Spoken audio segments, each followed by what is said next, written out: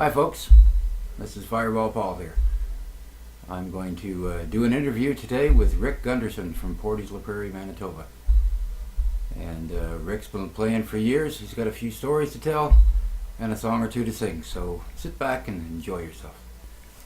You know, the first band that I played in, I don't even know if we had a name, but it was myself, and the Dollard Menard, Helmer Ostrom, and Ronnie Basahara on squeeze box. You know. Oh, really? Really? And The old button squeeze box? Yeah. Yeah.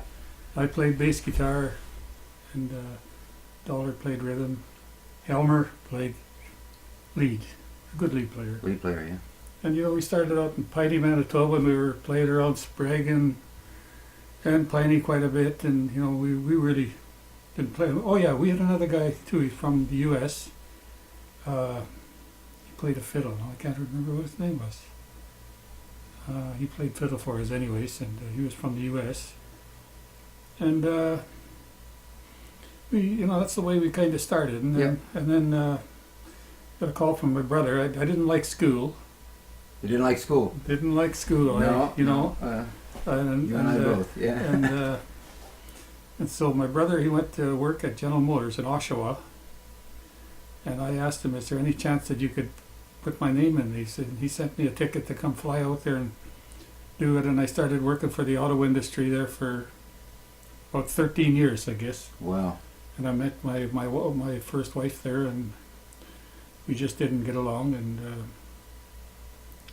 so I met this other girl. That didn't work either.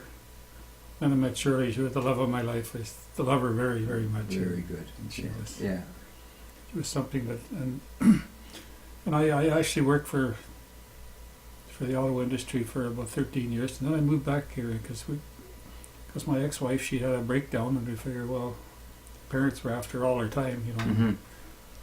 So you know, we moved back here, and that only lasted for maybe a year, and their parents come right out and got her. Thought I was abusing her. Well, I guess I was, because I had a problem drinking. Yeah. You know, which I didn't like, and I didn't know how to go it, and Well, that's kind of common with musicians anyway. Yeah. Yeah. It's funny. You know, we always write about the drinking songs. Well, it's because most of us drank. I know I did. Yeah, it's a situation where you know, and then I was talking to these other people, and you know, and they said, well, why don't you go to AA, then we'll fix you up. And I said, so I'm not that bad, you know. So I decided, you know, I got nailed for impaired driving once, and figured I think I've had enough of this, and I went to AA in Winnipeg, and this sponsor of mine that I had was an excellent sponsor, and he's still sober as a judge too, and he helped me out, and he was trying to figure out what his name was now. Even I have a problem with names. That's what happened in the last few months. Not few months, but few years. Things have been going downhill. But now I went to the doctor, and I did all these X-rays and everything, and I guess it was just something that this pill would fix up, and it did. And it did. So it won't get any worse, and won't get any better either. Right. And you know, and when I was in this AA, I met a lot of good people, and you know, there's people that helped you if you needed if you have a problem, you know, you wouldn't have to be scared to talk to him, because that's as far as it went, is what you talked to him about, and nobody ever said nothing about it, and you know, it's a situation where I really was an AA person. I think for the first 10 years I was almost there every three times a day sometimes, you know. And, it's a good program. Yeah. I use that program myself. Mm. And I every time I stray away, I usually go back. There's a reason for it too, because you start thinking of yourself too much, I think, and then when you get back, you realize, my goodness, this is where I belong. You know. It's just this first. I mean, the only one that I really had that I really, you know, really could you know, like really believe what he's telling me is Brian Gates. Brian. Mm-hmm. Well, I shouldn't have said his last name, but with Brian Gates. He's in the U.S. now. Like I wondered what happened to him, and all of a sudden I see this thing on Facebook, Brian Gates, and I said, I wonder if that's the one that I sponsor. And sure enough, that's who it was. He asked me, Richard, how you doing, buddy? You know. Yeah. You know, and it's and you know after that, like I played in a band in Oshawa too. We used to call it the Gunderson, Western Gunderson Brothers, Mm-hmm. and my sister played with us, and my brother's girlfriend. He played the mouth organ like herself, but he had type that. Oh, the big honeycomb one. Big honeycomb one. Yeah. Yeah. And you know it worked out pretty good. But then you know he worked at General Motors too, and he worked midnights all the time, so he couldn't play too much. So I joined his other band, Bob Adams and the Blue River Boys. Played with him for quite a few years. We played quite a bit, around Ontario, and played a lot in Trenton, Ontario. Was there lots of money to make as a musician back then? No, it even got worse now. It even got worse now. Yes, it's true. With the invention of YouTube, you know, and the internet, it's hard to make a living playing a tune anymore. And now all you have to do now is plug. You don't even have to buy the song. Just plug it into your what do you call those? Oh, USB sticks. USB sticks, yeah. Right? You don't have to even pay for it. Just plug it in and I don't know what's the name of the outfit that you have to go through, but I know I've done it. Mm-hmm. But I realized too that these people they usually buy something just like a song like I really liked the other day was this can't remember the name of it now, but I went and bought it because I think these guys are like the older guys, well they play like Earl Haggard or guys like that, they've made their money. They've made their money, yeah. That's for sure. And situation where you. Yeah, I feel for the new musician coming up because unless they're playing clubs, and or they're on tour, not a lot of money to be made anymore in the music industry. It's just, but yet I see so many doing it. Yeah, sure. Like traveling minstrels, eh? So. Yeah. And I know at concerts in the park we've had a lot of folks come through, and some of them were going from town to town. Mm-hmm. And playing their songs. So. Yeah. And then when I come back here, I started playing again, and I was found out that I was sober. I got sober all of a sudden, and then started to play, and first it was 90 Proof Band. We played Mm-hmm. that was a brother and sister, and you got sober and you called your band 90 Proof. Absolutely. Yeah. I didn't even have to worry about it because that didn't bug me anymore because I knew I was going to stay sober for a long time, and I'm still sober, And well, the first time I seen you, Rick, was when I came to town. You were down at the Army Navy plant. Yeah. And of course I was drinking then. And you guys put on one heck of a show. Well, we played that for a while, and then actually then we had some brother and sister situations where they didn't work out, so. Kay, my sister, she didn't want to play anymore, so I figured, well, maybe I better just lay off this for a while. And then I started a band with met this guy I worked at the Mint, and there was Norbert Bodo. He played, and we got to get another band, and it was called Limited Edition. Mm-hmm. Played for them. We played that band for at least a year, and then we started with one guy we couldn't get along well. Because that's what happens sometimes. Yeah. Sometimes it is. The artistic differences, yeah. And then in the last part of it, I started my own band up, and it was not limited edition. What was it? I can't remember. It'll come to me in a minute. Well, when you played at the park, who was in that band? It was you. Did Terry Hume play with you then? You've played with no Terry. He played with me for quite a while. Quite a while, yeah. Because I think it was Terry playing the bass that night when I seen you guys. Honky Tonk Fever. Honky Tonk Fever. That was the one. Yeah. See, I can't even remember that anymore. Maybe that's when you're getting older, eh? Well, we're all getting older. We're all getting older. I guess that's why I'm putting these videos on, because I want to make sure that I get everybody down. I felt so bad about Doug when he died because I didn't get him on video. I couldn't understand that either because you know, I really felt sorry for the guy. If I'd have had the money, I'd have given him money so I can get his teeth fixed. He has one tooth in the front, and you know, he says, I'd rather have that tooth out and than starve myself. So if I was going to pay money to get my teeth done, Yeah. get false teeth, Yeah. it's going to cost me more than I can afford, and I'd have to go into my. I said, I like eating too much. He says, Yeah. you know, Yeah. he said that, you know, Yeah. and he meant it, you know, like then they found him he had a heart attack, or I don't know really what happened, but Boy. Well, he had diabetes too, eh? diabetes, yeah.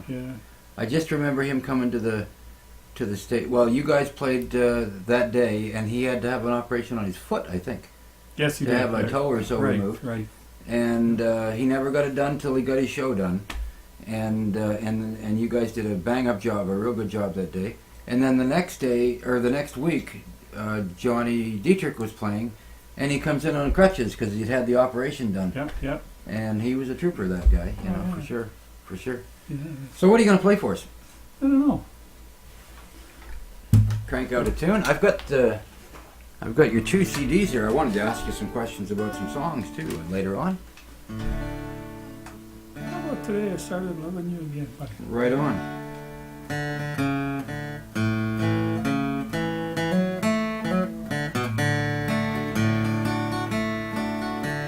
Today I started loving you again, and I'm right back where I've really always been. I got over you just long enough to let my heart beat. Yes, and today I started loving you again. What a fool I was to think I could get by with only these 2 million tears I cried. I should have known the worst was yet to come, and it's crying time for me. It's just begun, and today I started loving you again, and I'm right back where I've really always been. I got over you just long enough to let my heart in. Yes, and today I started loving you again. Yes, and today I started loving you again. Beautiful. Beautiful, my man. The town. Linden. Linden. Yeah, that's where we live, and that's why we tried to call get it. a name for it. So Okay, there was a road to Linden. Yeah. Now you got a song on here I'm going to ask you to do. It's called Old Hippie. You could try. Because, by the way, folks, these lads that you've seen on the video so far, Tom and Terry and Rick Gunderson, they play at the coffee house shows at the Portage Library, and they packed the house last week. So if you ever get a chance to get down there, make sure you drop in. It's the first Saturday of the month? Yep. Old Hippie. He turned 35 last Sunday, and his hair is found some gray. He still ain't changed his lifestyle. He liked it better the old way. He grows a little garden in the backyard by the fence. He's consuming what he's growing nowadays in self-defense. He gets out in the twilight zone sometimes. It just don't make no sense. He gets off on country music, but disco left him cold. He's like young Prince and a new wave, but he's just too freaking old. He dreams at night of Woodstock and a day John Lennon died. The music makes him happy and the silence makes him cry. He thinks of John sometimes, and he has to wonder why. He's an old hippie and he don't know what to do. Should he hang on to the old? Should he grab on to the new? He's an old hippie, this new life is just a fuss. He ain't trying to change nobody, he's just trying real hard to adjust. He was sure back in the 60s that everyone was hit. Well, they sent him off to Vietnam on a senior trip. They forced him to become a man while he was still a boy. With each wave of tragedy, he waited for the joy. The world may change around him, but he just won't change no more. He's an old hippie and he don't know what to do. Should he hang on to the old? Should he grab on to the new? He's an old hippie, this new life is just a bug. He ain't trying to change nobody, he's just trying real hard to adjust. He stays away a lot now from the parties and the clubs. They sent him off to Vietnam on a senior trip. They forced him to become a man while he was still a boy. With each wave of tragedy, he waited for the joy. The world may change around him, but he just don't change no more. He's an old hippie and he don't know what to do. Should he hang on to the old? Should he grab on to the new? He's an old hippie, this new life is just a bust. He ain't trying to change nobody, he's just trying real hard to adjust. He ain't trying to change nobody, he's just trying real hard to adjust. Whoa, yeah, right on. Right on. I Made a love that mistake song. on there, I gotta tell you. Eh? I left out one verse. Oh, goodness. Sorry. Second about verse, same as the first. That's what I do That's lots of right, times. yeah, Yeah. that. That's for sure. Goodness, even my own songs sometimes I forget my own words. So that's for sure. But anyway, let's see. Now you've got a song that you wrote on here. Which one is it here? You can count on me. You Can Count on Me? Yep. You want to do that song? Can you do that song? I No? I don't think I can. Praying for Rain, Cowboy Rides Away, Stand Up. So when did you do these CDs? About what year? Oh, just last year. Just last year. Yeah. Right on. I've given them away because I've done it for my kids. Put it that Yeah. way. And I do a lot. I like to do a lot of stuff like that for the kids. Just like these 14 kids or 15 kids that got killed in that. Oh yeah. In that, Yeah. Bus tragedy. Yeah, that bus tragedy there. My boy played hockey too. He's just a young guy, but he never made it. But I just thinking about him. We should grab onto something when something like that happens. Yeah. It's really sad. I really feel sorry for all the parents that lost their folks or lost their children. 'Cause I know it. And the thing of it is, I guess years ago, the same thing happened in Swift Current. That's what I hear. Yeah. And of all things, they were called the Broncos as well. I was probably in Ontario when that one happened. Yeah. I think. Yeah. Yeah. But yeah, such a tragedy. My goodness, I was watching the news there. My heart goes out to the parents and everybody involved. Because Portage is a hockey town. Right. And right. and Sure. Humboldt came to play Portage. I remember they had a big sign, welcome the Broncos to Portage right outside of Tim Hortons. They had a big sign there, and yeah, what an awful thing that hockey will never be the same with. No. It just won't be. But it'll continue on, I'm sure. But I was watching the news. They erected a big monument for the players from years ago from Swift Current. So I'm sure something will be done that way as well for these boys. But just the heartache of losing so many. You know, I think there were 10 players, and then that were killed in that accident. Just a terrible tragedy, and 5 others as well. So I hate to even think about it. You know, it's how fast a person can be here and they're gone. You know. Yeah, exactly. You know, Exactly. You know what? My parents are. I really. Well, one of the reasons I'm doing these shows is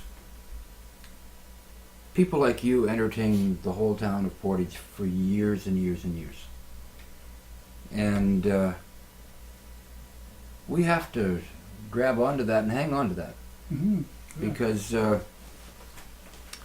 Because bands come and go, but people like you go on forever. Huh? And that's, I'm starting to take pills now, so I must be going to be getting away. well, I'll tell you something. When I was in the library on Saturday, who was there? Let's see. You were playing lead guitar. We had Terry on bass. Tom Howe was playing rhythm. Tim Verway was on mandolin, Right. and that was Tim's wife that sang as well. Yes. And when you folks, I think it was called I Fly Away, I think that was the one you were doing. The harmonies were just fantastic. Just fantastic. I had people come up to me afterwards on the street and said, we seen the library show. I said, isn't that something? Just amazing. And packed the house. And most of us were older people. Yeah. And everybody's sober. And everybody's sober. Right on. You know, I think you're playing better probably than you guys ever did. I mean, it just sounded so good. Well, myself, I'm starting to make mistakes, and maybe that's a sign that you're getting old. Oh, goodness. Yeah, I make mistakes all the time. I think it's, you know, and I'm not as old as you. I'm only 58, but as one person told me yesterday, she said, you look like you're older than the fellows you hang around with. So Well, I'll be 74 in oh, really? July. Right on. Yeah. Wow.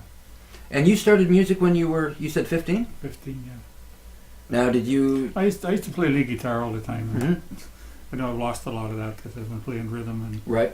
and since I started my own band, so that. So were you playing like electric hard body guitar? Oh yeah. Yeah. I had an ES. But you're a Gibson boy, aren't you? You like Gibsons. ES 335 was my lead guitar. Really? Yeah. Wow. Still got it? No, I was gonna put it on and put it on, see if I could sell it. And my son and daughter live in Hamilton, Mm-hmm. so I brought it to Hamilton. And what you bringing that thing for? Bobby's got a guitar, and I says, well, when am I gonna try to sell it? And I said, which one? I said, the red one. He said, Dad, that's the one I wanted. Yeah. So I said, oh jeez, oh now what can I do? Mm-hmm.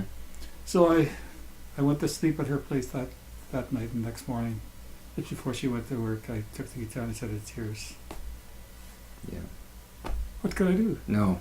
Yeah. But I got a Fender guitar that I gave to my son. Like, he hasn't come and got it yet. And they give him the trip to come out maybe this summer and he'll be able to pick that up instead of me taking it to there on it, because I won't drive there anymore. No. You know. No. Well, my daughter, like, I gave her that guitar that had an old rickety old case. Mm-hmm. It's, you know, like, through the years they get banged around and Yeah. played in bands like that. But she went and bought herself a new one. You know, she doesn't even play a guitar. Oh, really? And she wanted that guitar. She just loved it. Well, it's because it's your dad's. Yeah. You know. Yeah. You know, it means a lot to them. Yeah. A lot to them. So you've always played Gibsons, right? No, yeah, most of the time. Most of the time. Your guitars complement each other very well, because you play in the at the Gillespie there, and the lady that recorded you there, you could hear every instrument just perfect. Yeah. They all complement each other very well. That's fun doing it in there, you know. Good acoustics in there too. Yes, very good. Yeah. Yeah. It's got a natural reverb. Mm-hmm. Well, folks, I just want to say this is Rick Gunderson, the one and only. And if you want to catch his act, you got to be at the Portage Library, first Saturday of the month. They're shut down for this season. We had the last show last week, but it starts up again. Is it in November, Tom said? November. Yeah. November. So make sure you're all there to hear these guys. They're really worth the drive in, and you're going to enjoy yourself. Bye for now. Thank you.